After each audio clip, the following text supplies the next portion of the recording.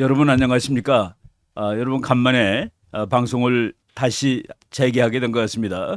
제가 말씀은 안 드렸지만은 그 사이에 제 유튜브를 편집해 주시던 분이 바뀌었습니다. 그리고 앞으로는 그 저희 제자들이 그 사회 애국 운동을 하는 제자들이 있는데 그들과 함께 그들이 제공해 준 아주 좋은 스튜디오에서 이충근 TV를 계속해 나갈 예정으로 있습니다. 그래서 오늘 2023년 11월 17일인데 그 첫 방송을 보내드리도록 하겠습니다. 오늘 그 두 가지 주제에 대해서 말씀을 드리려고 하는데 첫 번째 주제는 그 바이든 외교 정책의 지리멸렬. 지금 미국이 뭔가를 좀 잘못하고 있다는 생각이 많이 듭니다. 그래서 그 바이든 외교의 지리멸렬이라는 주제로 하나 말씀드리고 그리고 미국 공화당을 중심으로 새로운 악의 축이라는 그 용어들이 막 나오기 시작하고 있습니다.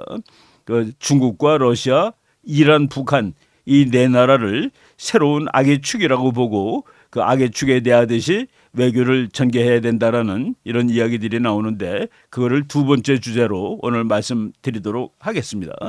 먼저 첫 번째 바이든 외교의 지리멸렬에 대해서 말씀을 드리도록 하겠습니다. 그 지리멸렬이라는 그 단어가 한문 단어인데 이거 우리 국어사전에 찾아보면은 갈갈이 흩어지고 찢겨 갈피를 잡을 수 없게 됨을 의미한다로 되어 있습니다. 갈갈이 흩어지고 찢겨서 갈피를 잡을 수 없다. 지금 말이죠. 미국이란 나라가 정말로 그 국력의 기본 요소들을 살펴보면은 정말로 막강한 나라입니다. 세계 GDP의 약 4분의 1을 차지하고 있는 나라고 군사력은 군사비로 계산했을 때 미국 다음으로 강한 나라 한 10나라를 합친 것보다도 미국이 더 강합니다. 그래서 미국의 군사 전문가들이 미국은 두 번째로 강한 나라보다 10배나 강하다. 군사력에서 이렇게 얘기할 정도로 막강한 나라입니다. 그래서 이제 지금을 팍스 아메리카나라고 얘기를 하죠. 우리가 역사를 봤을 때 팍스 로마나라는 시대가 있었습니다. 로마의 평화라는 뜻인데 로마가 워낙 막강하게 국제정치에 군림할 때 로마 세계에서는 전쟁이 별로 없었습니다. 이건 뭐 우리가 그 학자로서 경험적으로 다 이제 확인한 사실이죠. 그리고 영국이 한참 힘이 셀 때 팍스 브리타니카라고 얘기합니다. 그때도 세계가 상대적으로 평화스러웠다. 그리고 과거 수십 년 동안도 세계가 상대적으로 평화로웠는데 그때를 팍스 아메리카나라고 얘기를 합니다. 근데 가까운 시대를 한번 보겠습니다. 트럼프 대통령이 지난 4년 전에 대통령이고 그리고 지난 한 3년간 바이든이 미국 대통령을 하고 있는데 트럼프 대통령의 트럼프 대통령이 다시 선거전을 지금 치르고 있는데 그 만든 재미있는 카드입니다. 자기 광고 카드죠. 4 years, zero wars. 4년 동안에 전쟁이 한 건도 없었다. 그러니까 자기가 대통령 하던 시절에 미국은 평화가 있었다. 트럼프 대통령의 시대를 우리가 팍스 아메리카나라고 볼 수가 있습니다. 그런데 지금 바이든 대통령의 미국이 트럼프 대통령의 미국보다 국력상에서 하나도 약하지 않습니다. 그런데 왜 전 세계적으로 이 전쟁이 많이 발생을 할까? 강대국이 있을 때는 전쟁이 발생하지 않는 것이 원칙인데 물론 팍스 아메리카나 그러면은 미국이 보기에는 아름다운 평화가 되겠고 미국을 싫어하는 나라가 보기에는 참 전쟁도 할 수 없는 힘든 세상이라고 말할 수 있을 겁니다. 그럼에도 불구하고 전쟁이 없었다는 의미에서 팍스라는 말을 쓰는데 왜 같은 국력을 가진 그리고 바로 앞에 대통령, 현재 대통령인데 앞에 대통령은 4년 동안 전쟁이 없었는데 지금 대통령은 2.8년, 2년 10개월 정도 됩니다. 2.8년 동안에 전쟁이 유럽에서 하나 나고 중동에서 하나 이제 발생을 했습니다. 왜 이렇게 그 같은 힘을 가진 그 초강대국이 존재하는데 이게 어떤 대통령은 평화로웠고 어떤 대통령은 전쟁의 시대가 되었는가라는 것이 이제 우리가 의심할 사실이죠. 예, 미국 지금 공화당 선거전에 나온 뭐 대통령이 후보를 지금 경선하고 있는 중인데 플로리다 주지사 하는 분이 얼마 전에 그 텔레비에 나와서 바이든 외교 정책을 무엇이 잘못이냐를 얘기하는데 아주 그 정확히 지적을 했다는 생각이 듭니다. 드산티스라는 플로리다 주지사죠. 이 사람이 바이든의 외교 정책은 로더리스. 로더라는 게 뭡니까? 그 배 뒤에 이 방향을 잡는 방향타입니다. 방향타가 없는 외교 정책이다. 외교 정책을 잘 못하고 있다라고 얘기를 하는 것입니다. 저는 뭐 로더리스 아주 그 잘 표현했다는 그런 생각이 들었습니다. 그리고 영국의 나이젤 파러지라는 영국의 아주 보수적인 정치가입니다. 저 사람이 영국의 정치가이기도 하고 그리고 뭐 지금 그 텔레비에서 해설돼주고 그러는 그런 그 분석가이기도 한데 이분이 호주 방송에서 아주 그 격한 말을 했습니다. 바이든 is a duffer. 더프라는 게 아주 나쁜 뜻인데 얼간이라는 뜻입니다. 뭐 하나도 제대로 되는 일이 없는 사람을 얘기할 때 더퍼라는 말을 쓰는데 바이든을 더퍼라고 표시까지 하고 있고 그 호주의 그 방송의 그 자막은 크럼블링 조 바이든, 그러니까 무너지는 붕괴되고 있는 조 바이든이라는 그런 얘기를 할 정도입니다. 바이든이 왜 이렇게 그 외교 정책을 잘 못할까? 첫 번째는 바이든이 좀 강성 정치가 아닙니다. 그런데 저는 그 유약함도 문제지만은 외교 정책상에서 몇 가지 실패를 하고 있다라고 보는데 그걸 한 4가지 정도로 제가 한번 정리를 해봤습니다. 첫 번째는 유화 정책을 하는 사람입니다. 정치가들마다 이제 유화 정책을 하는 사람이 있고 강경 정책을 하는 사람이 있죠. 물론 막 강경이라는 것이 말이 조금 어폐가 있습니다만은 평화는 힘을 통해서 유지가 될 수 있다라고 보는 사람들을 우리가 그냥 뭐 통칭해서 강경파라고 얘기를 합니다. 저는 그 용어에 대해서 별로 이렇게 동의하지 않는 편입니다만은. 근데 바이든은 유화 정책입니다. 뭐 적대국하고 대화를 하고 그리고 무슨 약속을 하고 그러면 평화가 올 거다. 그래서 중국하고 이란을 아주 가까이 대했습니다. 그리고 지금 현재 이스라엘의 그 수상이 총리가 벤자민 네탄야후라는 사람인데 이 사람은 뭐 상당히 그 강한 사람이죠. 힘을 통하여 평화를 주장하는 사람입니다. 그 사람을 만나주지도 않고 그랬습니다. 한동안. 유화 정책에 반대가 된다는 그런 얘기겠죠. 벤자민 네탄야후가. 그러다 보니까 성공을 했느냐? 아니죠. 지금 하마스가 전쟁을 일으켰습니다. 그리고 두 번째 문제는 불분명한 외교 정책. 적하고 친구들에게 분명한 메시지를 주지 못하고 있습니다. 그리고 누가 적인지에 대해서 헷갈리고 있어요. 트럼프 대통령일 때는 중국을 주적으로 삼았습니다. 그런데 지금 바이든이 대통령 된다면은 중국보다는 오히려 러시아가 주적인 것처럼 돼 있어요. 그리고 이란을 적으로 삼고 있고 그리고 외교 정책에 구체적인 내용이 결여돼 있다는 생각이 듭니다. 최근에 어느 텔레비 방송에 나가서 바이든 대통령이 다른 미국의 적대국한테 이런 거 하지 말라. 영어로 don't 이런 말을 여러 번을 했어요.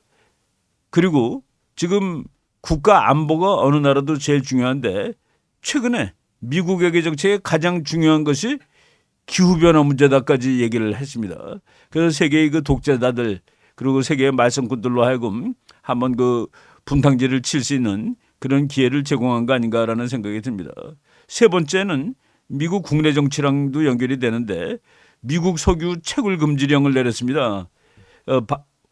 트럼프 대통령 때는 미국의 그 쉐일이 뭐 그냥 적극적으로 개발돼 가지고 세계의 그 석유 가격이 대단히 내려갔습니다. 무슨 얘기냐면은 미국이 석유 수입국에서 수출국으로 바뀌다 보니까 국제 유가가 대폭 내려간 것이죠. 뭐 쉽게 얘기해서 우리나라의 석유값이 아주 비쌀 때 휘발유 1리터당 2,000원까지 올라갔었는데 트럼프 대통령 때는 1,200원까지 내려간 적이 있었습니다. 근데 지금 1,700원, 1,800원으로 다시 올랐죠. 이걸 아주 국제적으로 얘기하면은 그래서 석유를 팔아먹고 있는 러시아와 이란이 돈을 많이 벌었다.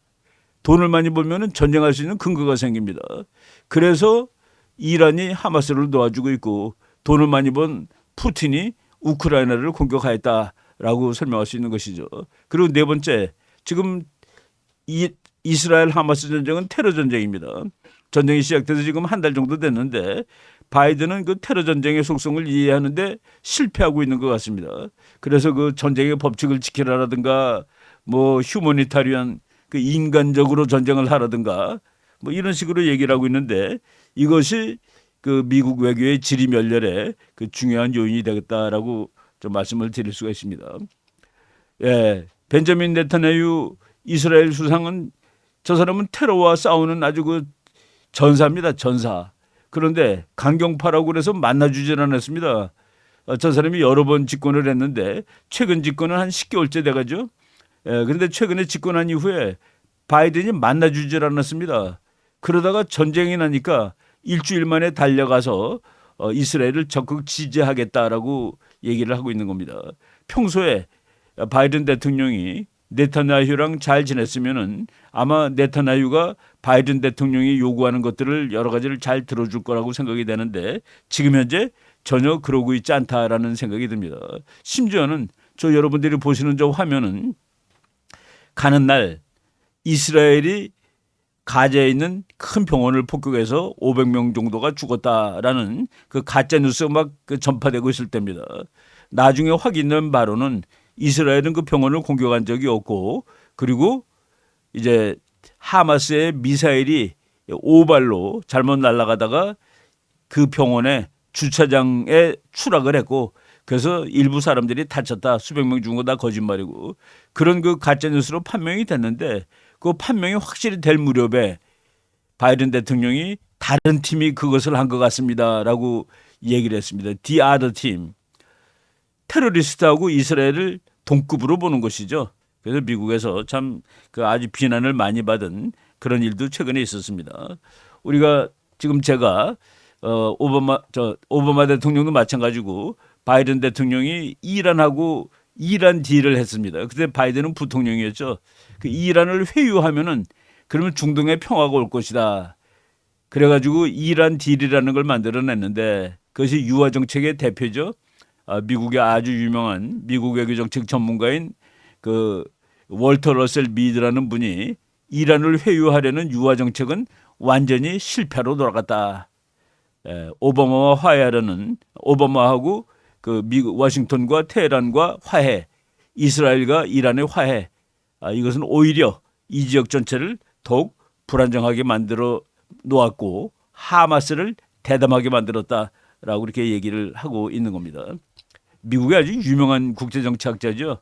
제가 아주 좋아하는 존 미어샤이머 교수입니다. 시카고 대학 교수인데 이분이 지난 10월 31일 날 호주 센터 포 인디펜던트 스타디스라는 데서 그 한 30분 정도 강의를 하는 거를 제가 이제 잘 들어봤습니다.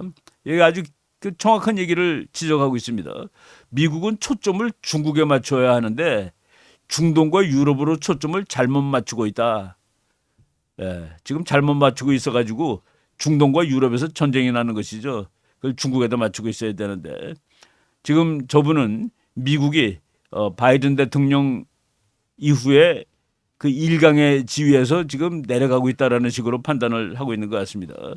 그럼에도 불구하고 미국이 아직 제일 힘이 센데 그래서 미국 다음으로선 중국을 견제해야 되는데 미국 중국보다 더 약한 러시아 쪽을 견제하느라고 신경 쓰고 잘못하고 있다는 얘기입니다.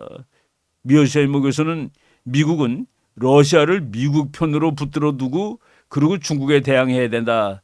트럼프 대통령 때는 아주 노골적으로 그렇게 했죠. 어느 날 그 트럼프 대통령한테 기자들이 질문했습니다. 그 푸틴 같은 인간하고 어떻게 잘 지낼 수가 있느냐고. 그랬더니 트럼프 대통령이 대답했죠. 그럼 푸틴 같은 그 깡패 같은 인간이 시진핑하고 잘 놀도록 놔두라는 말이냐. 국제 정치의 그 기초를 얘기한 겁니다.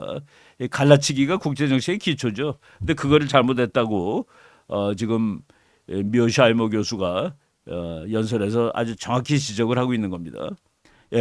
지금 미국 신문에들 이런 기사들이 많이 나요. 지금 with two wars raging. 지금 두 전쟁이 진행되고 있죠. 우크라이나하고 이제 이스라엘 하마스가 이제 지금 전쟁하고 있습니다. 이 두 개의 전쟁이 싸워지고 있는데 China test America in Asia. 중국은 아시아에서 미국을 테스트할지도 모르겠다. 지금 필리핀 앞에서 막 난리가 나고 있습니다. 그리고 대만 앞바다에서도 중국이 뭐 과격한 훈련을 하고 있죠. 지금 미국이 자칫 잘못하면은 전쟁을 세게 하는 그런 상황에 처해질지도 모르겠다라는 그런 말씀을 드릴 수가 있습니다. 바로 11월 15일이죠. 샌프란시스코에서 에이펙 회담이 있는데 거기 앞서서 시진핑하고 바이든이 따로 만났습니다. 따로 만났는데 저도 참 바이든 대통령이 뭐 한 30분 동안 혼자 나와서 뭐 이렇게 많은 것을 이루었다라고 얘기를 하는데 솔직히 이룬 거가 하나도 없다라는 생각이 듭니다. 그런데 마침 그 미국의 션 해니티 폭스뉴스의 그 대표 앵커죠. 그 사람이 방송을 하는데 바이든 does nothing with China. 바이든은 중국과 아무것도 이룬 바가 없다라고 얘기를 했습니다. 오히려 서로 자기 입장을 얘기했는데 미국은 자기 입장을 세게 얘기하지 못하고 시진핑은 아주 막강한 입장을 얘기하더라고요. 막강한 입장을 얘기했는데 그 막강한 입장은 뭐냐면은 대만 문제는 내정이다라고 얘기를 했습니다. 그러니까 미국은 내정 간섭하지 말라라는 식으로 얘기를 한 것이죠. 어떻게 대만이 독립국가인데 대만을 합병하겠다는 것이 내정이 되겠습니까? 우리나라 뉴스에도 다 소개가 됐는데 시진핑이 바이든 앞에서 가장 씩씩하게 한 말은 타이완은 결국 통일된다. 반드시 통일할 거다. 아주 강경하게 얘기를 했습니다. 거기에 대해서 이제 바이든 대통령은 시진핑을 억제할 수 있는 그런 강경한 언급을 하지 못한 것이죠. 다만 우리가 그러면은 대만 해협에서 내일 모레 전쟁 나는 것이냐 우리가 이렇게 걱정만 하지 않아도 되는 이유는 시진핑도 그렇게 강경한 그리고 지금 상황이 좋은 사람은 아닙니다. 지금 중국 텔레비에는 말이죠. 시진핑이 샌프란시스코 가가지고 거기 있는 중국 사람들한테 엄청난 환영을 받는 그런 장면만 보여줬는데 환영만 받지 않았습니다. 수많은 사람들이 나와서 공산당 물러가라고 그러고 시진핑을 타도하겠다라는 데모도 같이 했고 그리고 시진핑을 환영하는 그런 데모대들은 사실은 돈 받고 다른 데서 온 사람들이다라는 얘기까지 하는 것을 봤습니다. 뭐 이렇게 그 시진핑도 막강한 지도자가 아닌데 그런 그 약한 중국에 대해서 미국이 제대로 못하고 있다라는 그런 비판을 해볼 수가 있습니다. 아까 그 외교 정책이 구체적이지 못하고 뭐 하지 말라 돈트라고 그랬죠. 미국 사람들이 지금 조롱할 때 바이든의 외교 정책은 뭐냐? 그럼 돈트 여러 번 네 번이나 얘기를 하는 뭐 이런 거를 제가 그 폭스뉴스에서 한번 캡처를 해봤습니다. 그리고 바이든 대통령이 이스라엘을 방문한 후에 국회에서 이제 연설을 하나 했는데 그 연설하면서 이제 그 우크라이나하고 이스라엘을 도와줘야 되겠다라고 얘기했는데 저는 그 연설을 들으면서 조금 황당하다는 생각이 들었습니다. 우크라이나에다가는 600억 달러를 제공을 해줘야 되고 이스라엘에게는 140억 달러를 제공해 줘야 된다라고 얘기를 하더라고요. 그래서 지금 미국 공화당 하원 의원들은 그 우크라이나 전쟁이 미국한테 어떤 의미가 있는 전쟁이냐라고 지금 상당히 그 의혹하고 있습니다. 근데 저거를 국회에다가 이제 국회에서 돈을 주니까 국회에다가 이제 저 안건을 올렸어요. 그런데 미국 공화당 하원의원 한 분이 마스라는 아주 그 유명한 사람입니다. 저 사람이 뭐라고 그랬냐면은 바이든의 그 원조안 그 우크라이나하고 이스라엘을 원조해 주자. 이스라엘 것만 하겠다 그랬습니다. 이스라엘에 대한 원조만 미국 하원에서 논의를 하고 그리고 저 그 전체적인 그 바이든의 안건은 dead on arrival 그랬습니다. dead on arrival 뭡니까? 백악관에서 이제 의회에다가 안건을 보내죠. 안건이 의회로 도착하자마자 죽여버리겠다라는 뜻입니다. Biden's aid request to Congress dead on arrival. 바이든이 원조를 요청하는 미국 의회에 도착하는 순간 죽을 것이다.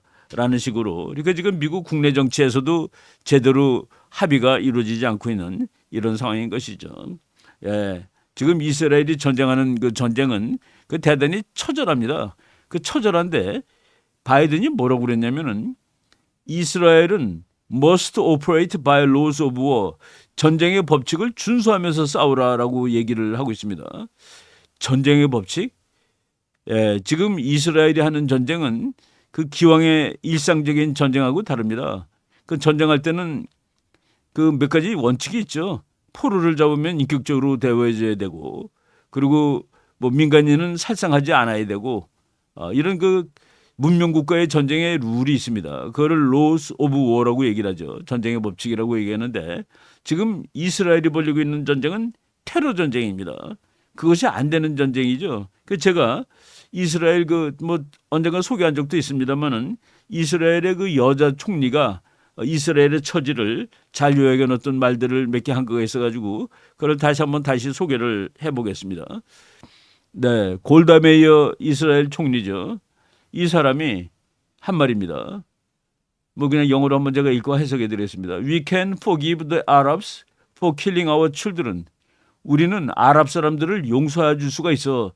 우리의 아이들을 죽이는 것을, 우리 아이들을 아랍 사람이 죽이는 걸 용서해 줄 수 있다는 얘기입니다. We cannot forgive them for forcing us to kill their children. 그러나 우리는 그들이, 아랍 사람들이 우리로 하여금 그들의 아이를 죽이도록 하는 일은 용서할 수가 없어. 지금 최근엔 논쟁이 많습니다. 우리나라 신문에는 이스라엘이 너무 사람을 많이 죽인다고 얘기를 했는데 이스라엘 하마스의 총사령부가 큰 병원 지하라는 것은 여러분들 다 아실 겁니다. 큰 병원의 지하에 하마스 사령부가 있는데 그 하마스 사령부를 공격하려면 병원을 공격하지 않고 무슨 재간으로 하마스 사령부를 공격하겠습니까? 그 하마스 사령부가 병원의 지하에 있으니까 그 지하 터널들 다 무너뜨리면 아마 병원도 무너질지 몰라요.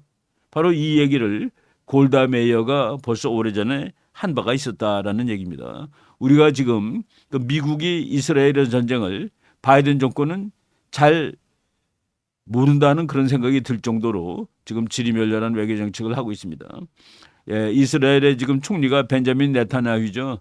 내가 저분이 저 사람은 파이터이기도 합니다. 전사입니다. 자기 형은 그 엔테베 특공 작전 정말 유명한 작전이 있었습니다. 그 100여 명의 이스라엘 시민이 납치된 그 비행기가 그 엔테베라는 우간다 공항에 내렸는데 이스라엘 특공대가 가서 다 구해 왔습니다. 한두 명밖에 죽지 않고. 그리고 특공대 대원 중에서 딱 한 명이 전사했는데 그 벤자민 네타냐후의 친형입니다.